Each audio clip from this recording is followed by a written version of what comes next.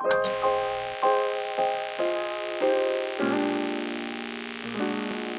semuanya, kalau kalian pernah lihat video yang Best Books tahun 2021 ala aku, di sini aku akan membuat video yang bisa dibilang kebalikannya, meskipun kayaknya telat banget, cuman ya udahlah ya. Yaitu di sini aku akan bikin buku-buku yang kayaknya not my cup of tea, alias sebenarnya buku ini bagus, tapi nggak untuk aku gitu loh, alias aku kayaknya nggak cocok untuk baca buku ini. Jadi di sini akan ada 10 buku yang menurutku kayak kurang cocok di aku. Jadi langsung aja kita mulai yuk ke videonya. Buku yang pertama ini tuh sebenarnya lebih ke genre middle grade. Cuman aku sebenarnya bisa menyadari kenapa buku ini not my cup of tea gitu lah ya. Yang pertama karena mungkin penulisnya masih anak-anak, jadi aku bisa memaklumi kalau ada kesalahan kata atau yang sebaliknya. Cuman ya mungkin namanya juga anak-anak kan ya, jadi kayak mungkin fantasinya itu berbeda dengan pikiran orang dewasa gitu loh. Jadi kayak terlalu nonsense kalau menurut aku sih. Cuman ya nggak apa-apa, itu cukup oke sih untuk ukuran anak kecil ya kan. Dan di sini aku nggak menghina bukunya sih, karena itu cukup bagus juga dan bisa dibaca oleh banyak orang gitu kan. Cuman yang aku sayangkan lagi, aku bingung sih antara judul dan juga cover dan juga isi dalamnya. Itu judulnya tuh beda-beda. Kalau di Google Playbook kalau nggak salah tuh namanya Perjalanan Fantasia ya. Cuman di displaynya itu namanya Petualangan Fantasia. Dan ketika aku buka itu namanya Alice Journal apa kalau nggak salah. Jadi kayak ini yang bener judulnya yang mana gitu loh. Itu sih kalau menurut aku. Ini adalah buku pertama ya dari Not My Cup of Tea Books di tahun 2021. Selanjutnya ini tuh mungkin beberapa dari kalian udah tahu, yaitu adalah Roderick yang Semena-Mena. Aku lupa ya penulisnya siapa. Pokoknya aku yang gak suka di sini itu adalah sebenarnya bukan ceritanya, tapi sifat dari satu tokoh yang akhirnya bikin aku jadi nggak suka sama keseluruhan ceritanya. Mohon maaf banget nih. Dan juga kayak nggak nonsens aja sih kalau kondisi kayak gitu terjadi di kehidupan nyata ya, mengingat emang fiksi gitu loh. Cuman kayaknya buku ini lebih ke fiksi yang apa sih namanya tuh, kalau fiksi yang kayak di dunia nyata, realistic fiction gak sih, aku nggak tahu juga. Cuman ya pokoknya aku nggak terlalu suka aja sih. So far sebenarnya ceritanya bagus, cuman satu tokoh itu yang bikin aku kayak ya udah deh gitu loh. Kita lanjut yuk ke buku yang ketiga, yaitu adalah Friendzone yang ditulis oleh Vanessa Marcella. Mungkin base-nya aku tuh nggak terlalu suka buku romance, lebih generally atau lebih specifically lagi yaitu adalah romance dari Wattpad, karena menurut aku ya udah premisnya sama aja gitu loh. I'm so sorry buat pecinta Wattpad, tapi kayaknya emang itulah hal yang selalu aku rasakan ketika membaca buku-buku novel, buku-buku romance dari Wattpad atau terbitan yang mengadaptasi dari Wattpad gitulah ya. Cuman di sini apa ya, aku juga bingung. Pokoknya kayak ya udah sama aja gitu loh, kayak ya udah kan masih tahu kan. Dan aku tuh sebenarnya masih mencoba untuk membaca romance, tapi belum menemukan yang benar-benar pas banget gitu loh. Ya ada sih sebenarnya di Best Books, kalian bisa cek. Cuman maksud aku yang aku butuh romance jenis lain gitu loh. Dan membaca ini ya udahlah ya. Aku juga gak bisa komplain karena pada saat itu aku pinjem kan buku ini dari saudara. Jadi ya ngapain komplain. Kita lanjut ke buku selanjutnya. Nah, buku selanjutnya ini ternyata aku juga pinjam dari saudara, yaitu adalah Hujan Kemarin karyanya Orina Fasrina ya kalau nggak salah itu. Sebenarnya yang bikin aku nggak suka di sini bukan ceritanya, tapi kebalikannya, yaitu adalah kata-kata atau struktur kalimatnya yang menurut aku tuh nggak masuk proses editing. Menurut aku kayak ya udah gitu, kayak ya udah deh terbitin aja gitu loh. Menurut aku sih, soalnya emang beberapa kalimatnya itu ada yang gak di kapital, ada yang digabung kata D-nya itu. Terus mungkin apa ya, kayak kalimatnya terlalu pemborosan kata kalau kata guru bahasa Indonesia aku sih. Terus kemudian mungkin ya itu tadi sih kayak beberapa kalimatnya ada yang ngacak gitu kesannya. Jadi membacanya tuh agak tersendat-sendat sih sebenarnya, dan bikin emosi sendiri malahan. Jadi bukan menikmati ceritanya gitu loh. Cuman so far ceritanya sebenarnya bagus. Kayak aku bisa mengambil beberapa nilai moral gitu di dalam buku ini. Sayangnya emang kayaknya editingnya atau editornya tuh belum maksimal. Jadi mungkin kedepannya kalau ada cetakan selanjutnya mungkin bisa diedit dulu lah ya. Oke. Nah selanjutnya ini adalah komik. Kaget banget gak sih? Padahal aku kayaknya juga sering bahas komik. Cuman ada satu komik yang aku nggak paham, to the point gak suka, yaitu adalah Ghost World. Aku lupa penulisnya siapa, kayaknya Daniel Clowes kayaknya sih. Nah di sini sebenarnya baik dari kata-kata ataupun cerita itu aku nggak paham. Kalau untuk gambar-gambar kayaknya ada sih satu yang menurutku terlalu vulgar. Tapi ya udahlah ya. Kalau ceritanya sendiri ya jujur aku nggak paham. Kayak tiba-tiba mereka ini ngejudge orang, tiba-tiba mereka ini bekerja, tiba-tiba nangis gitu. Kayak apa sih sebenarnya? Aku juga gak ngerti sebenarnya itu ceritanya tentang apa gitu kan.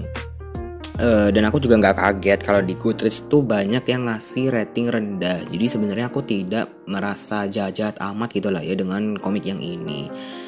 Cuman ya udahlah ya, ya gimana lagi gitu loh. Cuman ya itu tadi sih, kaget. Ini adalah komik pertama yang kayaknya aku nggak suka di tahun ini. Nah selanjutnya ini adalah buku non fiksi.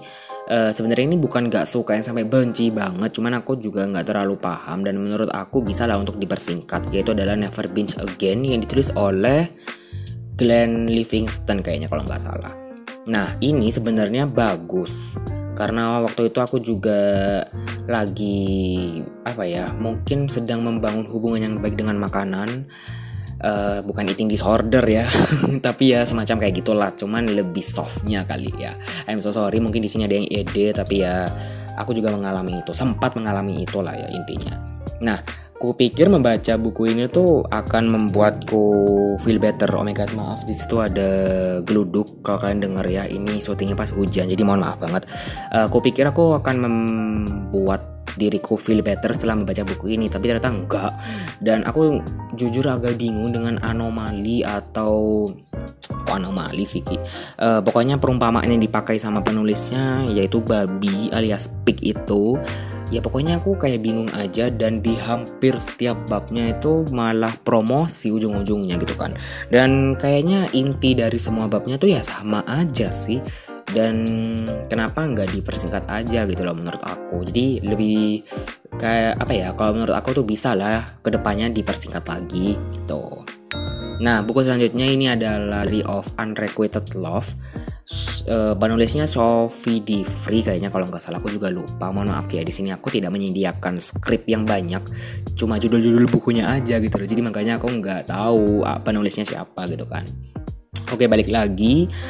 Di sini menurut aku itu yang hampir mirip kayak Ghost World. Aku nggak ngerti ceritanya tentang apa. Tahu-tahu kayak pas pustakawan nemuin orang terus jatuh cinta. Tapi tiba-tiba membahas hukum alam, bahas sosiologi, bahas filosofi. Jadi aku bingung. Ini sebenarnya ceritanya tentang apa sih? Itu the point aja gitu loh. Nggak bisa kan? Apa nggak bisa gitu loh? Jadi ya itu aja sih kalau untuk judul ini. Kita singkatkan saja karena emang bukunya tipis, jadi harus singkat juga dong bahasnya. Kita lanjut ke buku ke-8 yaitu adalah Alice's Adventure in Wonderland. I'm so sorry, ini kayaknya agak sedikit unpopular opinion. Cuman ya lagi-lagi aku memang pada awalnya nonton filmnya dulu, dan itu pun udah aku tonton dari tahun 2020 gitu kan.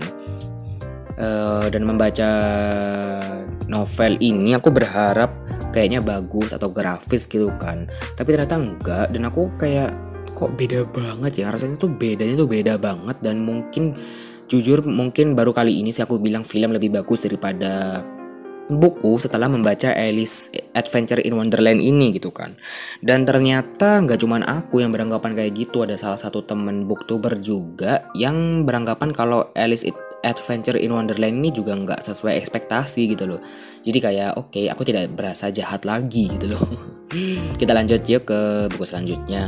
Nah untuk buku selanjutnya ini tuh ternyata juga komik, dan baru banget sih aku baca sebenarnya di Desember kemarin itu. Di sini lagi-lagi aku juga gak ngerti dengan cerita secara keseluruhan, dan ada unsur weird di dalam komik ini. Jadi aku tuh nggak bisa guys kalau ada cerita-cerita yang tiba-tiba weird gitu, nggak jelas arahnya kemana tuh langsung masuk not my cup of tea. So sorry banget ya kayak gitu sih. Mungkin kalau kalian penasaran bisa cek di video Desember wrap up kali lah ya untuk review singkatnya. Cuman ya pokoknya aku nggak suka gitu aja deh.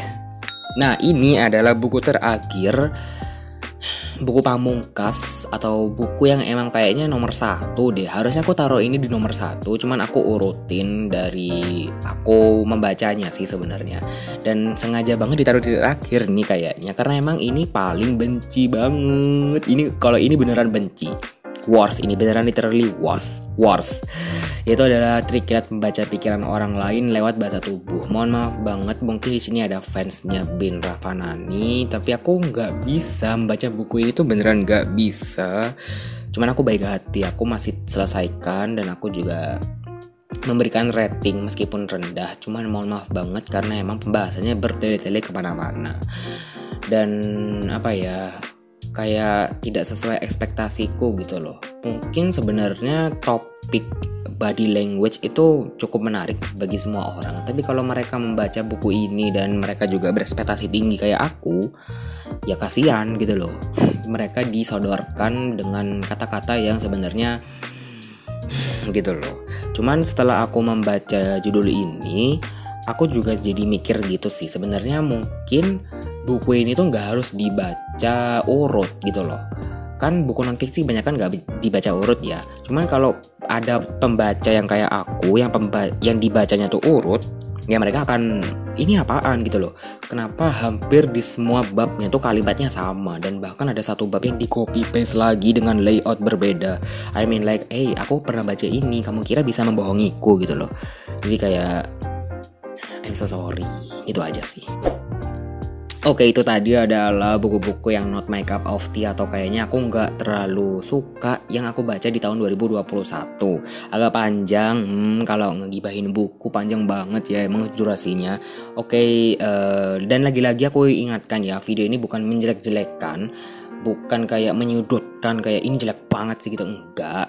Cuman itu dari pengalaman yang aku baca. Mungkin ada orang yang setelah membaca beberapa judul tadi itu malah suka banget, kan bisa jadi. Dan dari best booksku itu mungkin ada juga orang yang nggak terlalu suka dengan bukunya itu gitu loh. Dan ada kok teman-teman booktuber yang setelah membaca buku-buku yang menurutku best tapi mereka kurang suka, itu ada juga gitu loh. Jadi ya nggak mesti harus menyamaratakan. Oke, aku akhiri dulu ya videonya sampai sini, and I'll see you on my next one. Bye bye.